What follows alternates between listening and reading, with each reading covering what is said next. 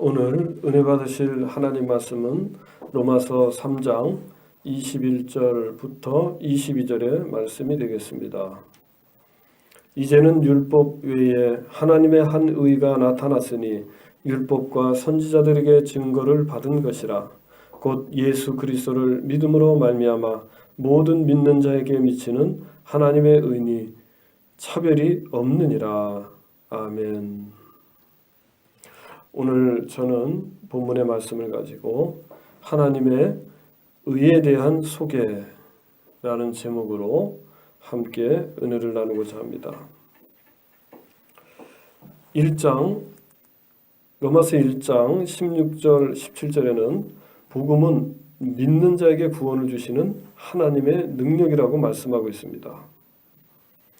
그러면서 하나님의 의가 나타났는데 믿음으로 믿음에 이르게 한다, 이렇게 말씀을 하고 있습니다. 우리가 문맥상 보면 하나님의 능력이란 하나님의 의와 관련된 것으로 보입니다. 그런데 하나님의 의는 그것이 하나님의 속성으로서의 의인가, 아니면 하나님의 어떤 행동을 통해서 보여주시는 의인지, 구체적으로 로마서 1장 16절 17절 말씀에는 나와 있지 않습니다. 그런데 오늘 본문 22절을 보십시오. 곧 예수 그리스도를 믿음으로 말미암아 모든 믿는 자에게 미치는 하나님의 의라고 분명히 말씀하고 있습니다. 그래서 로마서 1장 17절에 복음에는 하나님의 의가 나타나서 했을 때에 복음 안에 나타난 하나님의 의는 예수 그리스도를 믿는 자에게 주시는 하나님의 의라고 하는 것이 여기에 밝혀져 있는 것입니다. 우리가 그래서 이것을 연결해 보면 복음 안에는 믿는 자를 구원하시는 하나님의 능력이 있다고 했는데, 그 하나님의 능력이란 결국은 죄인을 의인되게 하시는 하나님의 능력이요, 그리고 그 하나님의 능력의 본질은 뭡니까? 하나님의 의라고 하는 것이죠. 죄인을 의인되게 하시는 일에 하나님은 능력 있는 분이십니다. 우리가 로마서 8장의 말씀을 보게 되면 3절의 말씀 보니까 율법이 육신으로 말미암아 연약하여 할 수 없는 그것을 하나님은 하시나니 그랬어요. 율법이 할 수 없는 것 하나님은 하십니다. 곧 죄로 말미암아 자기 아들을 죄 있는 육신의 모양으로 보내어 육신의 죄를 정하사 육신을 따르지 않고 그 영을 따라 행하는 우리에게 율법의 요구가 이루어지게 하려 하심이라 그랬어요. 죄악된 삶을 사는 자를 하나님의 뜻대로 의로운 삶을 살도록 하시는 능력은 하나님께 있는 것입니다. 하나님은 그와 같이 능력 있는 하나님이시지요. 하나님만이 죄인을 의인되게 하실 수가 있어요. 그래서 우리가 생각해 보면 오늘 우리가 초점을 어디에다 맞출까 생각해 봅니다. 우리가 이 본문의 말씀을 어디에다 초점을 맞춰야 될까 생각해 봤는데, 우리가 이 하나님의 의에 대한 기본적인 지식이 있어야 되겠어요. 그래서 그것을 먼저 우리가 서론적으로 오늘은 말씀을 생각해 본다는 점에서 왜 하나님이 믿는 자에게 의로움을 주셨을까, 의를 주셨을까 하는 것입니다. 반대로 말하면 안 믿는 사람, 불신자에게는 구원을 주지 않았다는 거예요. 믿는 자에게만 하나님이 구원의 은혜를 주셨다는 것입니다. 그래서 우리가 이런 각도에서 생각을 해보겠는데, 이 세상의 절망적인 상태, 그리고 이 세상의 그 절망적인 상태에 대한 하나님의 그 손길은 무엇인지, 그리고 왜 믿는 자에게만 하나님이 구원을 주시는가, 불신자는 왜 거기서 제외되는가, 우리가 이렇게 아주 기본적인 내용을 가지고 은혜를 나누고자 합니다. 먼저 이 세상의 그 절망적인 상태를 우리가 한번 생각해 봅시다. 믿음이 없는 이 세상은 한마디로 절망 가운데 있다, 이렇게 말씀드릴 수가 있어요. 왜냐하면 이 세상은 기독교 진리의 그 본질을 이해하지 못합니다. 그리고 이해할 수도 없습니다. 예수님을 믿는 자 외에는 무엇보다도 자기를 죄인이라고 생각하지 않기 때문에 그런 거예요. 자기를 죄인이라고 생각할 때만 우리는 하나님의 은혜 앞에 설 수가 있고, 그리고 기독교 진리가 무엇인지를 알 수가 있기 때문에 그런 것입니다. 내가 죄인이 아닌데 복음이 필요가 없는 것입니다. 우리가 요나서 1장에 보면 재미있는 내용이 나옵니다. 요나가 하나님 말씀을 거부하고 달아날 때 배를 타게 되었잖아요. 그때 큰 풍랑이 일어났는데 그 사공들과 요나는 누가 이 폭풍의 원인인가, 우리가 한번 제비를 뽑아보자. 그래서 제비를 뽑았는데 요나가 당첨이 되었어요. 그래서 너의 정체를 밝히라, 사공들이 요나에게 묻습니다. 그러자 요나가 내가 하나님 말씀을 불순종하고 달아나는 중이다. 그러자 이 사공들이 야, 내가 도대체 어떻게 무슨 생각으로 그런 일을 했느냐, 응? 이러면서 광풍이 불고 폭풍이 계속 불어치니까 이 사람들이 할 수 없어 요나를 바다에 던집니다. 그러면서 하나님 우리를 우리가 이 사람을 바다에 던지니까 죄 없는 우리는 살려주십시오, 이런 뜻으로 말하면서 요나를 바다에 던지게 되는 거예요. 그런데 생각해 보세요.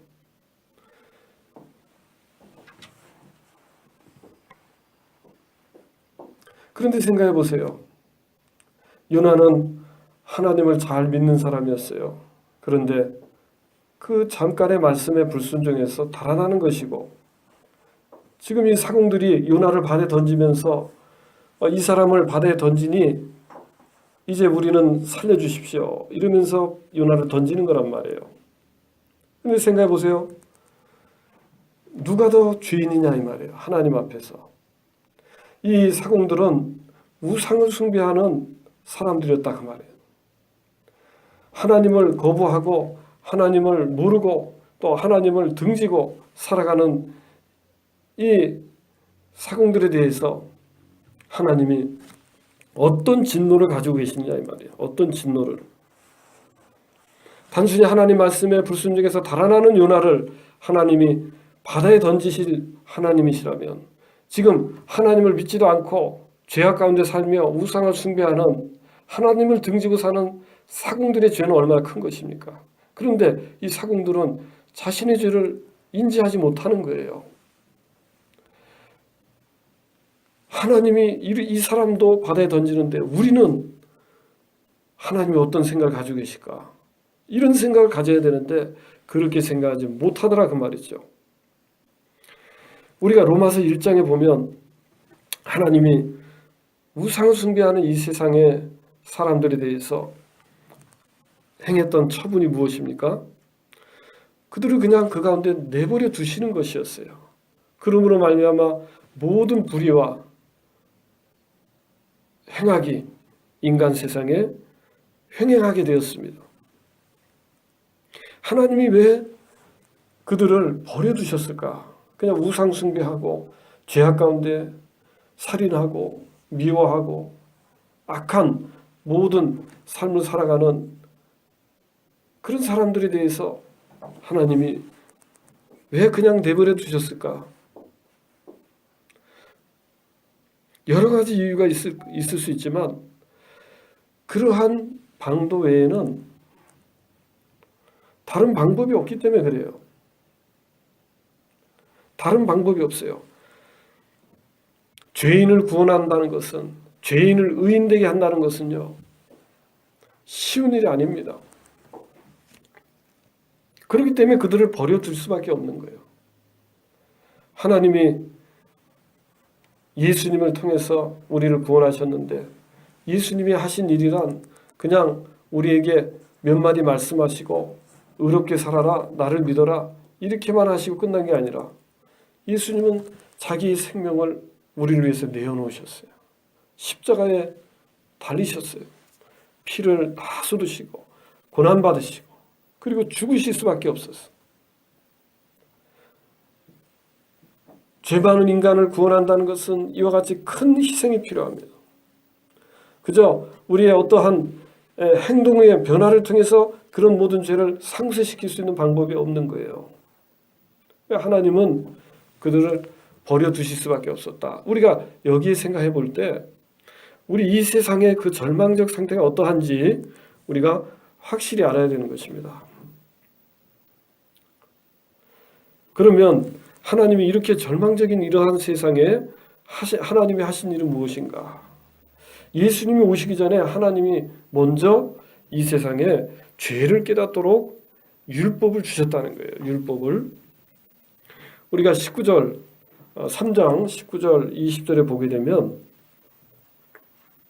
19절에 보니까 이 세상은 하나님의 율법을 통해서 심판 아래 있다. 19절에 말씀했고 20절에는 율법으로는 죄를 깨달을 수가 있다. 이렇게 말했어요. 율법을 하나님이 주심으로써 우리가 내가 죄인이구나 이것을 깨닫도록 하신다는 거예요. 철저하게 자신이 죄인임을 깨달을 때만이, 그럴 때 내게 뭐가 필요한가? 의가 필요하구나. 의가 필요하구나. 이것을 알게 되기 때문에 그런 거예요. 그래서 율법이라는 것 생각할 때 율법을 바로 이해하는 것은 하나님의 구원 역사의 일부분이라고 우리가 믿어야 되는 것입니다. 왜냐하면 죄를 깨닫기 전에는 내가 의가 필요 없고 의가 무슨 소용이 있느냐 이 말이에요. 그럴 때만이 우리가 하나님의 구원 앞에 우리가 나갈 수가 있는 거예요.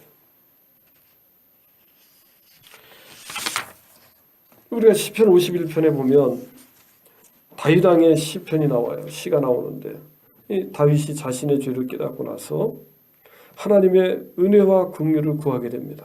자기 자신의 죄를 회개하면서, 그리고 회개하는 그 다윗의 마음속에는 상한 마음이 일어났어요. 통회하는 심정이 이루어졌어요.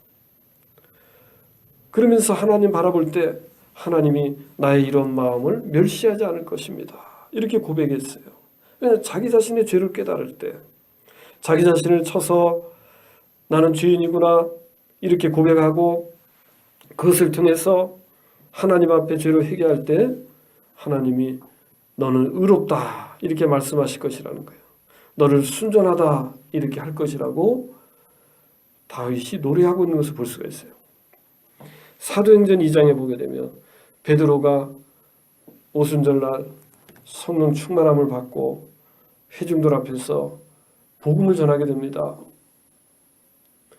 그간에 있었던 예수 그리스도의 그 사건들이 어떤 의미가 있는지 설명하면서 그것이 바로 성경이 약속하신 메시아가 예수님이시고 그분이 너희들의 죄악 때문에 돌아가셨으며 너희들의 악함으로 너희들이 십자가에 못 박았다. 그런데 이것을 이 예수님을 하나님이 그리스도가 되게 하신 것이다. 너희들이 그런데 바로 그 그리스도 되신 예수님을 십자가에 못 박은 것이다. 이런 요지의 설교를 했을 때에 그 말씀을 들었던 회중들이 어찌할꼬? 우리가 하나님이 보내신 메시아를 십자가에 못 박았구나. 어찌할꼬? 그러면서 베드로에게 묻는 것입니다. 우리가 어찌할꼬? 이런 반응을 보였어요. 자기가 죄인인 것을 알게 되니까 하나님 앞에서 우리가 죄악된 인생들이라는 걸 알게 됐을 때 어찌할꼬? 그러면 어떻게 하게 됩니까? 그러면서 하나님의 의를 구하게 되잖아요. 성경은 구원을 무엇이라고 말합니까? 구원을 무엇이라고 말합니까? 특별히 이 로마서에서 구원을 무엇이라고 말합니까? 오늘 본문이 구원을 무엇이라고 말하는 것입니까? 하나님의 의를 얻는 것이 구원이라는 거예요. 하나님의 의를 얻는 것이 구원이에요. 곧 예수 그리스도를 믿음으로 말미암아 모든 믿는 자에게 미치는 하나님의 의인이 차별이 없느니라. 예수님을 믿을 때 하나님의 의를 선물로 받으니 나의 죄가 온데간데 없어지고 하나님 앞에서 나는 한 번도 죄를 지은 적이 없는 것 같이 되어진다는 거예요. 얼마나 놀랍습니까? 사랑하는 성도 여러분, 이 하나님의 그 의롭다 하심, 그것은 바로 내가 죄인인 것을 고백할 때만이 있을 수 있는 거예요. 예수님을 믿는다는 것은 어느 면으로는 내가 죄인인 것을 인정하는 것이고 고백하는 것이고, 그래서 예수님을 통해서 하나님 앞에 내가 내 죄를 회개하고 씻음 받기를 원하고, 그래서 구원받기를 원한다는 그 심정을 가지고 예수님께 나오는 것인 줄 믿습니다.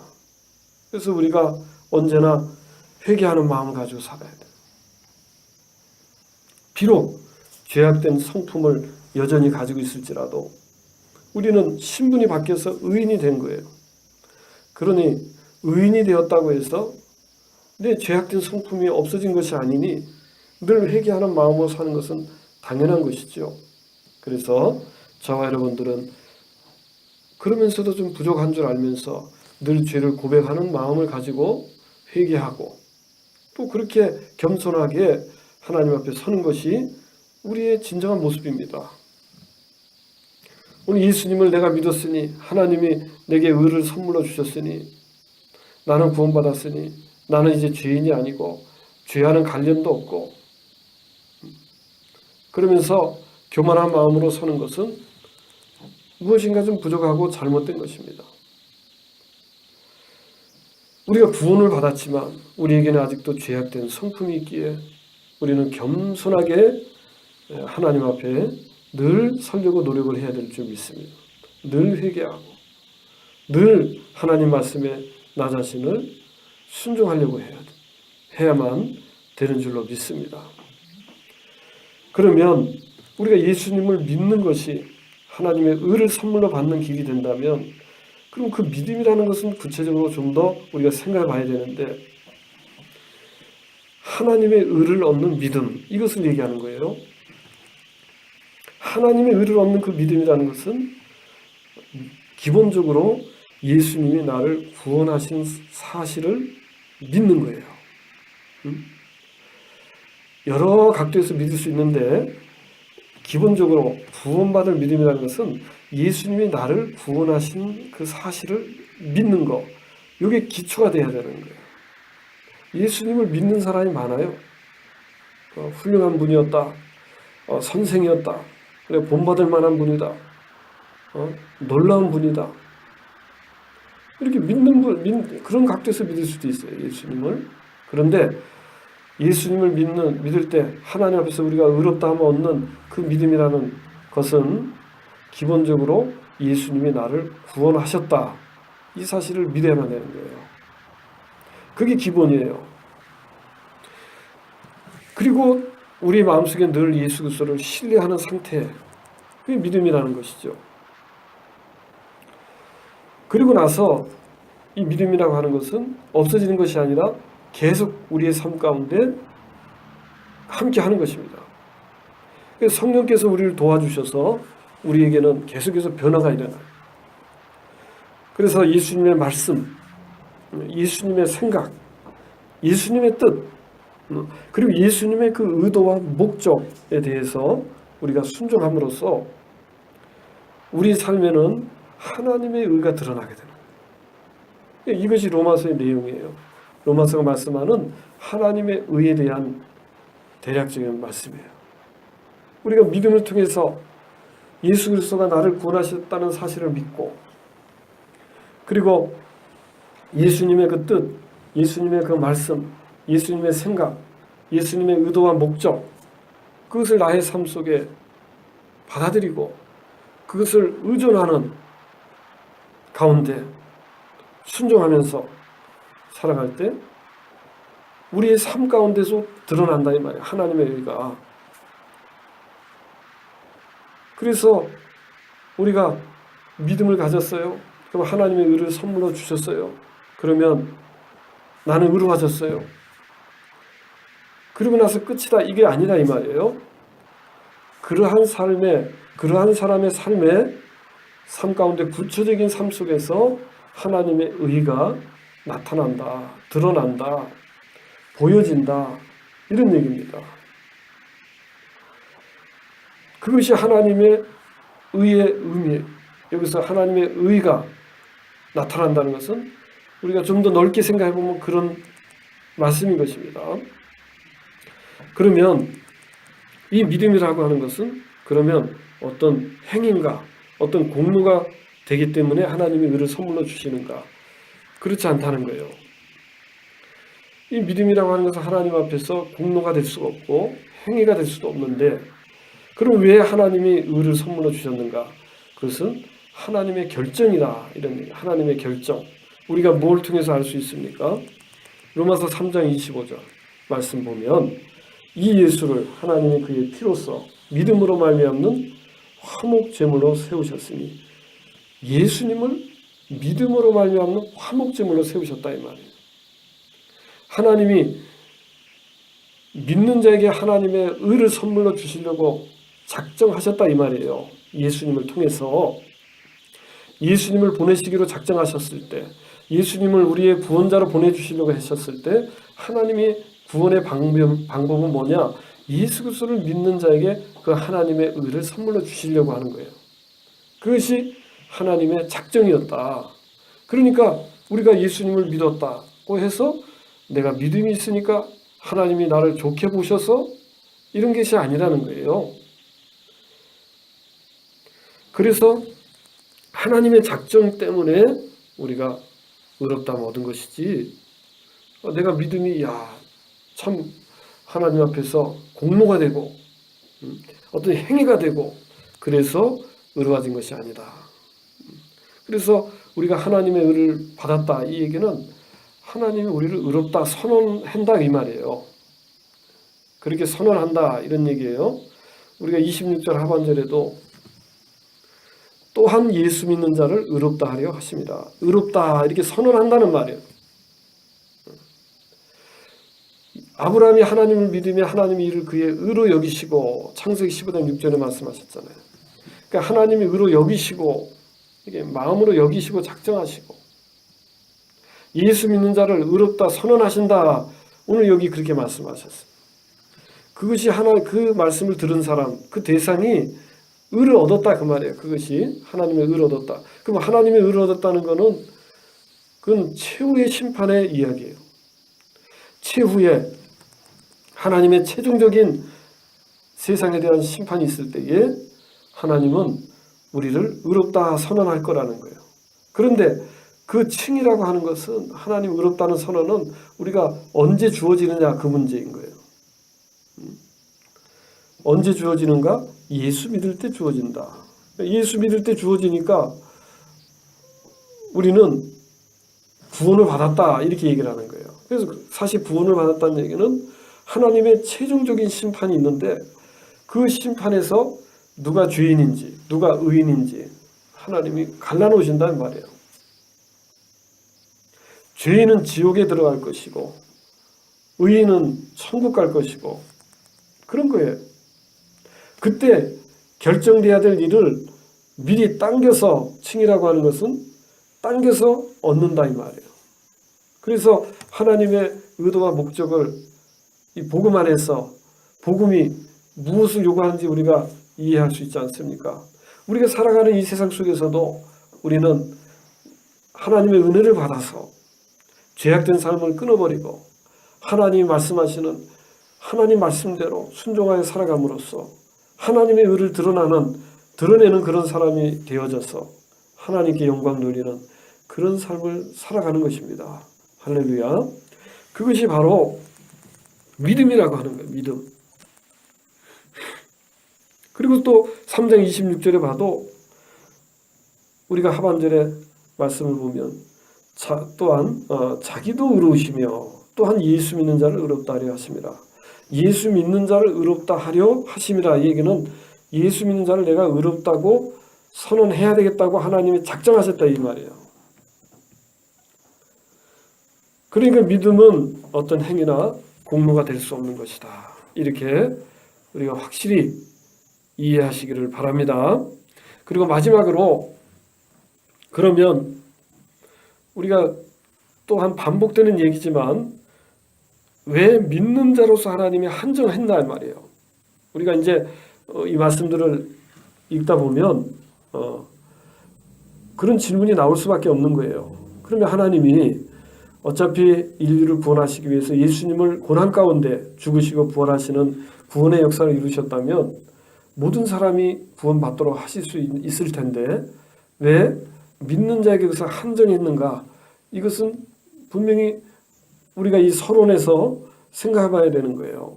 왜냐하면 늘 우리 마음속에 그런 생각을 가질 수 있어요. 그런데 그것은 얼마나 인간적인 생각인지 모릅니다. 왜 그러냐면 첫째로 우리가 계속 얘기하지만 하나님의 그 작정 때문에 그런 거예요.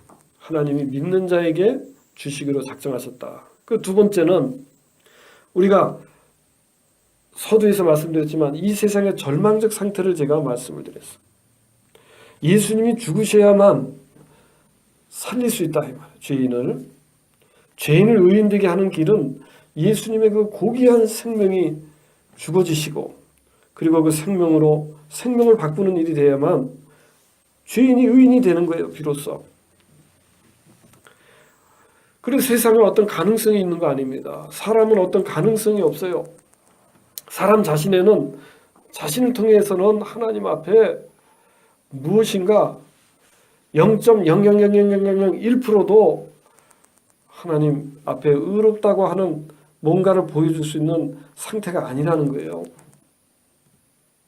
사람의 생각과 행동과 말과 모든 것이 다 타락되었어요. 완전한 절망이요, 완전한 죄악 가운데 있는 것이며 완전한 심판을 받을 수밖에 없는 그 상태에 놓여져 있다 이 말이에요. 이 세상이라는 것은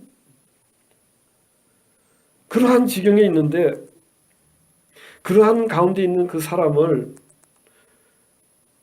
아무런 그 사람의 변화가 없이 생각의 변화도 없이 그 사람을 무조건적으로 하나님의 은혜 가운데로 끌어 들어온다는 것은 있을 수 없는 거예요. 그것은 있을 수가 없는 거예요.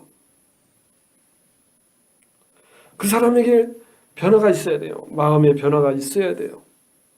하나님을 받아들여야 됩니다. 예수님을 받아들여야 되는 것입니다. 자기가 죄인이라는 걸 인정해야 되는 거예요. 여전히 적대감이 있고 하나님에 대해서 적대적으로 생각하고 무관심할 뿐만 아니라 죄악 가운데 살아가고 있는 그러한 인생을 하나님이 아무런 생각 없는 그 사람을 하나님의 구원으로 이끌어들인다? 여러분 뭔가 좀 이상하지 않습니까? 그럼 우리 생각으로도 이상한 거예요. 그 다음에 우리가 세 번째는 우리가 두 번째 그 이유가 이유가 될 수가 있어요. 하나님은 우리 사람을 그 로봇처럼 대하지 않는다. 아무런 생각이나 감정이나 의지나 이런 것이 없는 로봇처럼 생각하시는 분이 아니라는 거예요. 인격체로 생각하신다. 우리의 생각이나 우리의 결단이나 고백이나 이것을 중요하게 생각하시는 겁니다. 하나님이 우리를 그렇게 생각하시기 때문에 예수님 보내신 거예요. 어떻게 생각하시기 때문에 그런 겁니까? 우리의 인격, 우리의 생각, 우리의 고백, 우리의 결단, 우리의 마음 이것을 존중하신다 이 말이에요. 인격체로 대우하신다 이 말이에요. 우리를 그냥 아무 생각이 없는 로봇처럼 예수님이 저들을 구원했으니까 다 그냥 무조건 구원받는다 이것이 아니라는 거예요. 그 사람의 마음에 자신이 죄인인 것을 확실히 인지하고, 그리고 예수님이 나를 위해서 죽으셨다는 사실을 받아들이고, 그리고 그 구원의 역사를 통해서 하나님이 구원을 베푸셨다는 사실을 받아들이는 인격적인 고백과 결단과 그러한 심정을 가지고 하나님 앞에 나올 때, 예수님을 구주로 영접할 때, 그럴 때 하나님이 의를 선물로 주시는 것이죠. 만약에 우리를 그저 세상 말로 도매급으로 그냥 다 그러면 구원받아라 다 이렇게 대우하셨다면, 하나님이 우리를 어떤 존재로 생각하니까 그런 겁니까? 하나님은 우리를 구원하시기 위해서 예수님, 가장 하나님이 귀하게 여기시는 독생자 예수님을 이 땅에 보내셔서 구원하신 것을 보세요. 그럼 우리를 어떻게 생각하시는가? 우리를 너무나 귀하게 생각하시고 대우하시기 때문에 그렇게 된 것입니다. 그렇기 때문에 우리는 왜 믿는 자로서 하나님이 한정하셨는가, 이런 생각을 계속해서 가질 필요가 없어요. 하나님이 그래서 그렇게 하셨구나, 이렇게 우리가 받아들이면 되겠습니다. 그 다음에 중요한 것은 또 마지막으로, 이 믿음이라고 하는 것이 하나의 의의 통로가 되기 때문에 그런 거예요. 의의 통로가, 우리가 22절 오늘 본문 말씀 보면 예수 그리스도를 믿음으로 말미암아 라고 하는 말씀이 있어요. 예수 그리스도를 믿음으로 말미암아 라고 하는 것은 우리의 믿음의 근거가 예수님의 구원의 역사에 있다는 것을 말하는 거예요. 다시 말씀드리면, 우리의 믿음이 있는데 우리 믿음의 근거, 우리가 도대체가 무엇 때문에 그렇게 믿게 됐는가? 예수님의 구원의 역사 때문에 그런 거 아닙니까? 그리고 우리는 물론 예수님 자신을 신뢰하는 거예요. 예수 믿는다는 건 예수님 자신을 믿는 것이죠. 우리가 예수님이 하신 일을 단순히 그냥 받아들이고 지식적으로 받아들이고 믿는다, 이런 차원이 아니라, 예수님이 그렇게 하신 것은 나를 구원하기 위한 목적에 의해서 그렇게 하셨는데, 그 구원의 역사가 우리의 믿음의 근거예요. 왜? 예수님이 나를 구원하셨다는 것을 믿기 때문에 그런 거예요.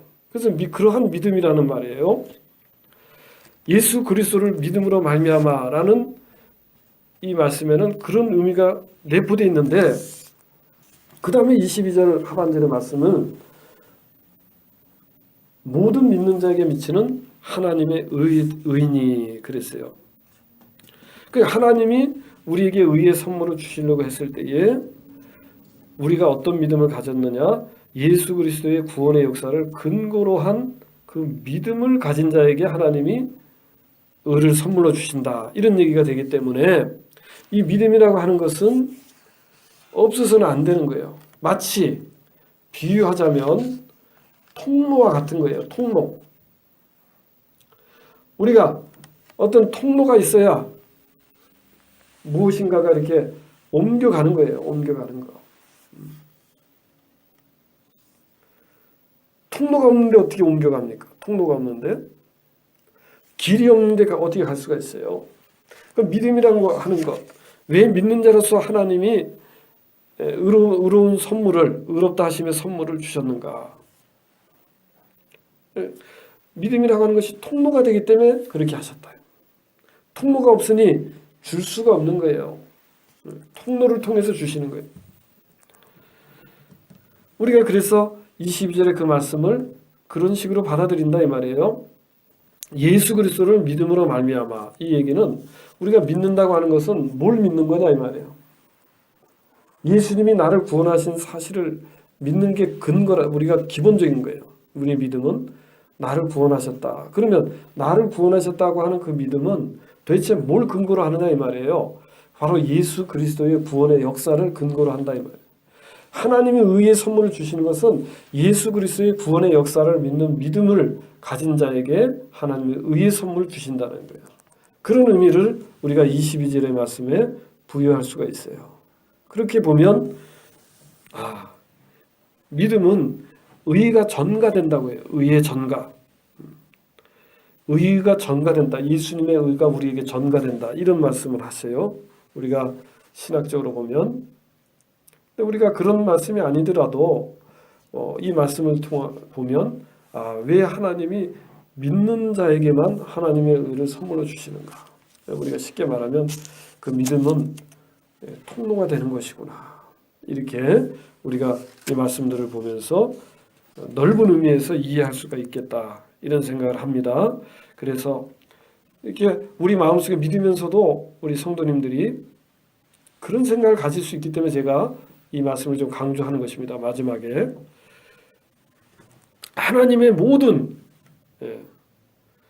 행하심은 다 의로운 것입니다. 하나님의 작정은 다 의로우신 것입니다. 모든 것이 하나님의 하신 구원의 계획은 다 의로우신 거예요. 우리가 잘 이해하지 못하고 우리의 영적인 수준이 어리고 우리가 지적으로 부족하니까, 성경에 대해서 지적으로 부족하니까 우리가 좀 그런 생각도 갖는 거예요. 하나님이 다 구원하시지 왜 믿는 자만 구원하냐. 그런 생각을 우리가 떨쳐버리지 못할 때가 있잖아요. 그러나 분명한 하나님의 목적과 뜻과 계획과 이 모든 것이 다 동원되어서 오늘 이 복음의 역사가 이루어지는 것이라는 것을 알고 또 그 모든 과정 속에서 작정하시고 그 과정으로 역사하는 모든 것들이 다 의로운 것이라는 것을 알아야 돼요. 하나님의 어떤 주권적인 역사가 그냥 하나님 마음대로 하셨다는 그런 것이 무엇인가 우리가 불만족을 가질 때가 있단 말이에요. 사람들이 믿는 사람은 안 그러지만 그런 생각을 가질 필요가 없어요. 우리 생각 이상으로 하나님은 공평하시고 의로우시기 때문에 믿는 자만 하나님이 의의 선물을 주시기로 하신 거예요. 사랑하는 성도 여러분, 오늘 제가 이 하나님의 의에 대한 소개 21절, 22절의 말씀을 우리가 서론적인 우리가 본론에도 들어가지 않았어요. 이 말씀들의 의미를 좀 생각해 봐야 되는데 이런 부분들을 먼저 생각해 봤어요. 이 세상은 절망적인 상태에 있다. 그 전에 하나님이 죄를 깨닫도록 하기 위해서 율법을 하나님이 허락하셨다. 그리고 우리가 믿음이란 뭔가를 한번 이렇게 생각을 해보았습니다. 그리고 왜 믿는 자로서 하나님이 의를 선물로 주시는가? 왜 한정시키셨는가? 이런 부분들을 먼저 짚어봤어요. 이런 부분들이 해결이 안 되면 이 말씀들을 우리가 공부해도 늘 의심이 되고 또 안 믿는다는 것은 아니지만 그런 생각들에 빠질 수 있다는 거예요. 중요한 것은 이 세상의 상태가 어떤 가능성이 없기 때문에 하나님이 완전한 가능성이 없는 상태에서 하나님이 하시는 일은 무에서 유를 창조하시는 분이에요. 죽은 자를 살리는 분이 하나님이세요. 죄인을 의인되게 하시는 분이 하나님이시다. 그 하나님의 능력으로 구원의 역사가 이루어진 거예요. 예수님이 정말 죽지 않으면 안 되는 거예요. 돌아가셔야만 돼요. 죽으셔야만 되는 거예요. 부활하셔야만 되는 일이었어요. 다른 방법이 없기 때문에 이렇게 된 거예요. 근데 하나님의 능력을 생각해 보세요. 하나님의 능력이란 에스골골짜기의 마른 뼈를 살리시는 분, 생명을 있게 하시고 하나님은 물로 포도주를 만드시는 분이에요. 무에서 유를 창조하시는 질적인 변화를 가져다 주시는 그 창조의 하나님, 그 창조의 하나님이 우리에게 복음을 주셨어요. 복음. 그리고 그 복음 안에는 하나님의 능력으로 역사하는 하나님의 의가 담겨져 있고 그 본질적으로 하나님의 구원의 역사, 하나님의 전능하신 능력을 생각할 때 그것은 바로 하나님의 의라고 한마디로 말할 수 있다는 거예요. 이런 내용들을 우리가 생각해 보았습니다. 그러므로 오늘 이 말씀들만 우리가 들었어도 우리가 가진 믿음, 우리가 가진 구원, 우리 마음속에 있는 복음, 이것을 우리는 굳세게 마음에 받아들이고 이 위에 내가 서서 흔들리지 말고 살아가야 되겠다고 우리가 결단할 수 있지 않습니까? 바라기는 여러분들이 오늘 이 본문의 말씀을 통해서 정말 우리를 구원하시는 예수 그리스도 안에서의 하나님의 그 능력을 여러분 마음속에 다시 한번 품으시고 흔들리지 말고 굳세 믿음으로 살아가는 저와 여러분들이 되시기를 예수님의 이름으로 축원합니다. 기도하겠습니다. 하나님 아버지, 하나님의 의가 이 세상에는 절대적으로 필요합니다. 그러나 이 세상은 완전한 절망적 상태에 빠져 있기에 하나님의 말씀이 전해져도 그들은 그 말씀을 듣지 아니하고 죄악된 가운데 영원한 심판 가운데 있는 것을 봅니다. 하나님은 율법을 통해서 우리로 하여금 죄를 깨닫게 하셨고 그리하여 예수 그리스도를 믿고 나오는 자를 하나님 구원의 선물, 의의 선물을 우리에게 허락하신 줄 믿습니다.